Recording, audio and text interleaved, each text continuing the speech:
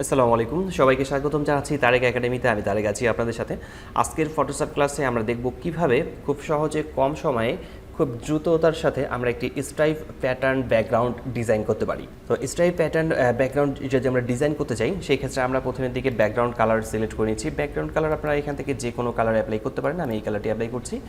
এরপর হচ্ছে আমরা এখান থেকে গ্রেডিয়েন্ট সিলেক্ট করে নেব। গ্রেডিয়েন্ট নেওয়ার পর আমরা প্রথমের দিকে গ্রেডিয়েন্ট কালার সিলেক্ট করে নিচ্ছি। এরপর হচ্ছে আমরা লিনিয়ার গ্রেডিয়েন্ট এখানে সিলেকশন রাখবো। এরপর উপরের দিক থেকে ড্রাগ করে ধরে নিচের দিকে আমরা নামিয়ে নেব। ঠিক এইভাবে গ্রেডিয়েন্টকে আমরা অ্যাপ্লাই করে নিলাম। এরপর আমরা ক্লিক করছি ফিল্টারে। ফিল্টারে ক্লিক করার পর আমরা এখান থেকে দেখব ডিস্টর্ট আছে। ডিস্টর্টে ক্লিক করার পর আমরা এখান থেকে ওয়েভ লেখাতে ক্লিক করছি। ওয়েভ লেখাতে ক্লিক করার পর আমরা এখান থেকে নাম্বার অফ জেনারেটরস এখান থেকে আমরা বাড়াতে পারি যে কতগুলো এখানে থাকবে। যেমন এটা প্রথমের দিকে 1 থাকে, সেক্ষেত্রে আমরা এটাকে একটু বাড়িয়ে নেব। যতটুকু প্রয়োজন ঠিক ততটুকু নিতে হবে। আমি এখান থেকে রাখছি 500 পর্যন্ত। আমি এখান থেকে অ্যাপ্লাই করব। আমি এখান থেকে 500 নিচ্ছি। আমরা চাইলে কিন্তু এখানে টাইপ করেও দিতে পারি 500। এরপর হচ্ছে নিচের দিকে আমরা একে একটু পার্সেন্টেজ আমি একটু কমিয়ে নিচ্ছি। আমি নিচ্ছি এখান থেকে কতগুলো লাইন থাকবে সেটাও এখান থেকে ঠিক করে নেওয়া যাবে। আমরা চাইলে এখান থেকে বাড়াতে পারি, খুব বেশি করে নিতে পারি, অথবা হচ্ছে কম করে নিতে পারি। তো আমি এখান থেকে কম করে রাখছি। আমি এখান থেকে রাখছি 20 পর্যন্ত।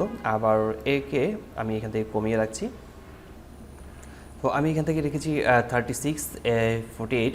আমি এখানে 36 করেছি এবং এখানে করেছি 48, এবং নিচের দিকে এখানে করেছি 90, আর এখানে করেছি 221। এখানে 221 অথবা হচ্ছে 220 করে রাখলাম। এরপর নিচের দিকে রিভার্ট ইজ পিক্সেলেট এখানে ক্লিক রাখছি।